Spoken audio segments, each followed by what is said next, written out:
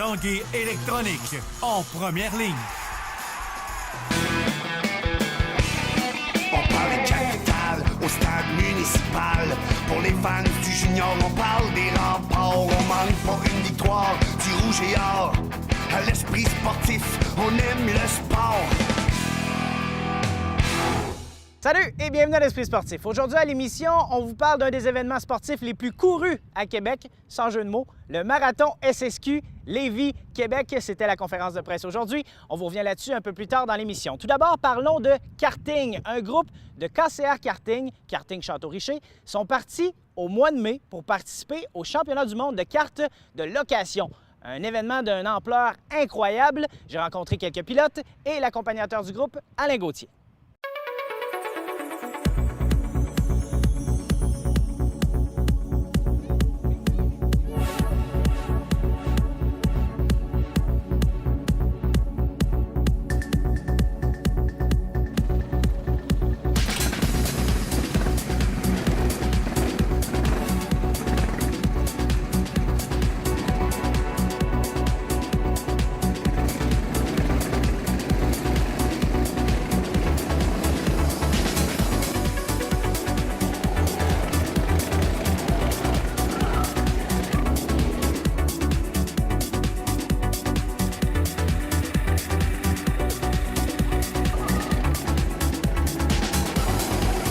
Parlons des calibres, essayons de diviser ça un peu pour les gens qui nous écoutent.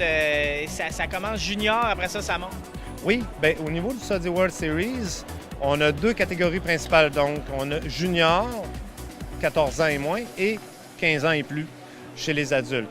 On a aussi une catégorie Enduro Cup qui est des épreuves d'endurance de 2 heures en montant, donc jusqu'à 12 heures ou même 24 heures d'enduro. Quelles sont les cartes que ces pilotes-là utilisent? C'est les mêmes que tout le monde? Absolument. Donc, depuis l'an passé, on fait partie d'un regroupement mondial de pistes de location. Donc, les compétitions se font avec les cartes de location, les cartes régulières que les gens peuvent louer chez KCR Karting. Tout simplement, c'est une façon simple d'accéder à un championnat mondial et peu onéreux en plus. C'est une belle invention qui n'est pas de notre part, mais qui est du fabricant du kart Soddy. Une épreuve qui est débutée depuis 7 ans maintenant, donc qui regroupe 16 000 pilotes à travers le monde, dans 67 pays, plusieurs milliers de pistes. C'est incroyable l'ampleur du championnat à travers le monde.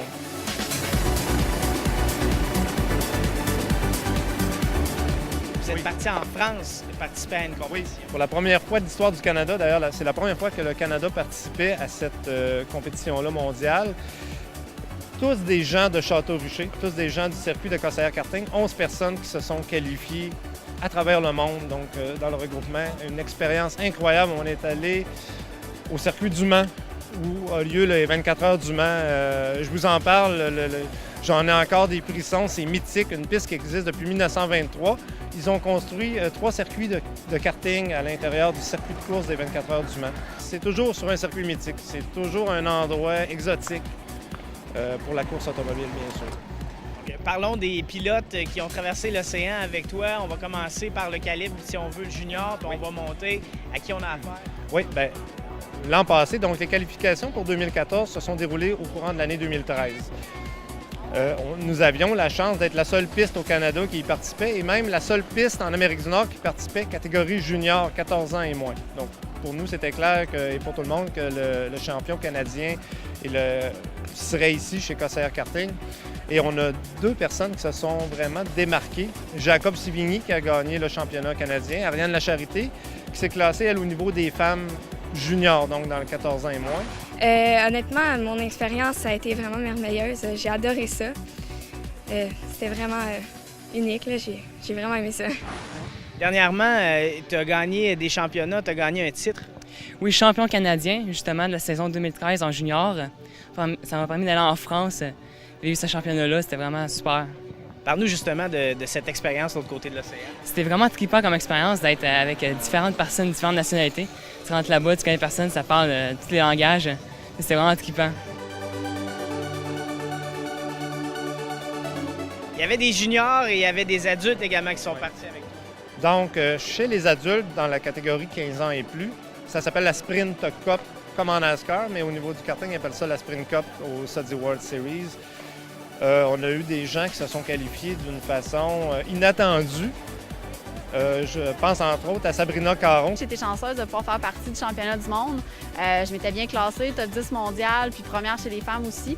Fait que ça m'a aidé pour pouvoir aller au championnat du monde. Vraiment une expérience là, incroyable. C'est sûr que je vais y retourner l'année prochaine. Puis les résultats de course, ça continue de bien aller. Fait que je suis vraiment contente. Puis moi, j'arrête pas. Là. Je fais du karting le plus que je peux. Puis c'est ma passion. Pas plus compliqué que ça.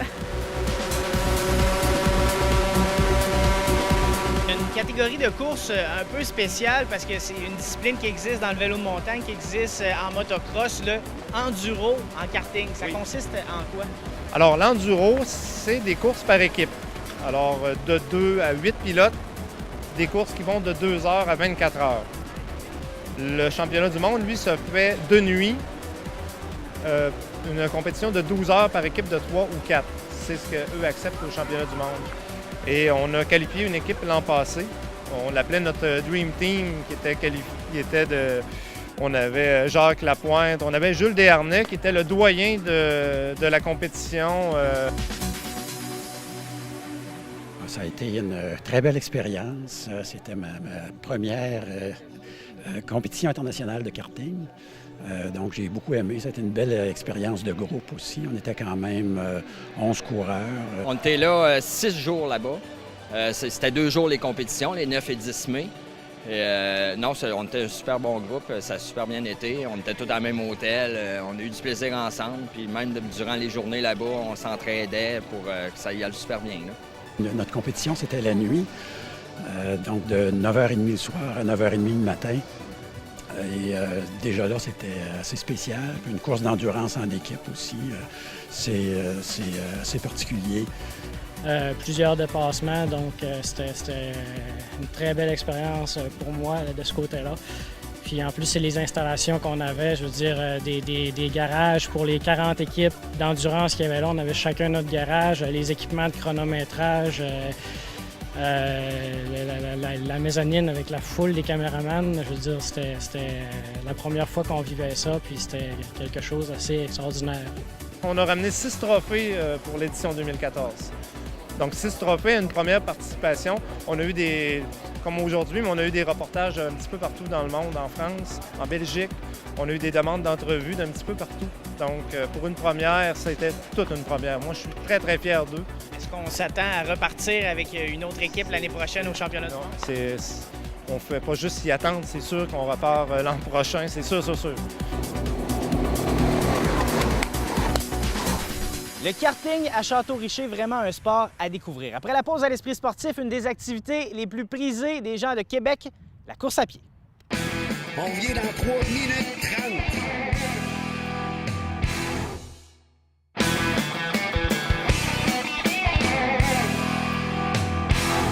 Plusieurs d'entre vous l'ont certainement remarqué, entre autres sur les médias sociaux, la course à pied est un sport de plus en plus populaire. Un gros événement course à pied qui s'en vient à Québec, le marathon SSQ Lévis, Québec. C'était la conférence de presse aujourd'hui. Le reportage de Carl Larouche. Encore une fois, le mot record était dans votre discours ce matin. Encore un record de participation, plus de 13 000. Oui, alors on va dépasser le record de l'an dernier. L'an dernier, on était autour de 12 450 environ. Cette année, on va dépasser le cap des 13 000, probablement autour de 13 500. La course à pied est un sport qui a connu une popularité croissante, marquée notamment par une augmentation extrêmement importante du nombre de femmes. Au cours des 3-4 dernières années, on a vu le nombre de femmes qui participent à des événements augmenter de façon fulgurante. Assez qu'on a des événements qui maintenant ont plus de femmes qui s'inscrivent que d'hommes. Samedi, 2 épreuves au programme, le 5 km de la santé SSQ, qui est une course-marche, mais la course des jeunes tangués. Alors, plus de 400 jeunes vont y prendre part entre 5 ans et 14 ans. Les petits bouts de chou de 5 ans qui vont faire 5 km avec papa et maman, là. Et dimanche, évidemment, il y a les 3 épreuves phares du marathon SSQ Lévis-Québec. Alors oui, les 3 épreuves de longue distance que l'on tient dans le cadre de cet événement annuel-là, ce sera la 17e édition. du 10 km oasis, du demi-marathon, 21,1 km, évidemment de l'épreuve reine, le marathon, 42 km, où il y aura plus de 1600 participants à prendre le départ au Centre des congrès à Lévis pour l'épreuve de 42 km. C'est pas un événement, c'est pas un festival comme les autres, c'est vraiment le festival de l'énergie, de la contagion. Et plusieurs personnes que j'ai entendues au cours des années, en voyant rentrer des coureurs, disaient « Coudonc, lui, s'il est capable de faire ça, pourquoi pour moi? Je devrais être capable de faire un bout. » Et ça a un effet de contagion. J'invite donc tout le monde à être prêt. Le camp d'entraînement des Remparts de Québec bat son plein en ce moment et on a appris dernièrement qu'il y allait avoir 2 nouveaux visages dans le staff d'entraîneurs des Remparts. Carl Larouche nous en parle.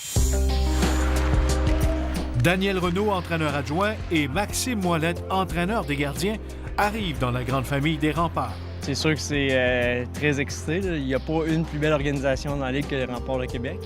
Je connais c'est quoi la fierté d'endosser le chandail des Remparts. Ça, c'est quelque chose aussi que je vais essayer de faire profiter aux joueurs. Ancien entraîneur adjoint avec l'Océanique de Rimouski en 2012-2013, Daniel Renaud s'amène à Québec alors qu'il était avec l'Intrépide de Gatineau au niveau Midget 3A. J'ai quand même fait 7 ans au Midget 3 à Gatineau, là, fait que ça fait longtemps que je suis impliqué dans le milieu du hockey, plus mon année à Rimouski puis ici, fait que... Dans le fond, c'est pas mal le même principe. Là. Peu importe qu'il ait 15 ans, 16 ans, c'est juste la vitesse d'exécution qui change. C'est un gars qui fitait vraiment ce qu'on avait besoin. Ça après un an avec l'API, on voit un peu où on se complète, où on pourrait avoir quelqu'un qui pourrait nous aider. Puis Dan, il fit bien là. L'API va travailler avec les défenseurs, là, mais moi, vraiment, je vais me concentrer sur le développement des attaquants puis au niveau de l'avantage numérique. Nouveau responsable des hommes masqués des Remparts, Maxime Ouellette, retraité de la LNH depuis 2008, revient chez lui après avoir occupé le même emploi à Val-d'Or. L'ancien Rempart arrive avec son expérience d'une Coupe Memorial. Ça, c'est un contexte un peu différent en sachant qu'on va être présent au tournoi. Mais je pense qu'il y a quand même des bonnes leçons là, que je vais pouvoir amener avec moi de l'année passée pour en faire profiter les gardiens. Moi, ce que je pense qui est important, c'est qu'un gardien qui atteint le niveau du junior majeur, c'est parce qu'il y a des qualités spéciales en partant qui l'a amené à ce niveau élite-là. C'est de prendre ces forces-là et d'essayer de les maximiser le plus possible. Philippe Boucher pourra faire appel aux besoins à de l'aide supplémentaire pour la préparation de son équipe quelques mois avant le grand rendez-vous. Carl Larouche, TVA Sport, Québec. C'est déjà tout pour l'Esprit sportif. Demain à l'émission, le Rouge et Or Soccer. Ici Jonathan Fournier. À demain, ciao!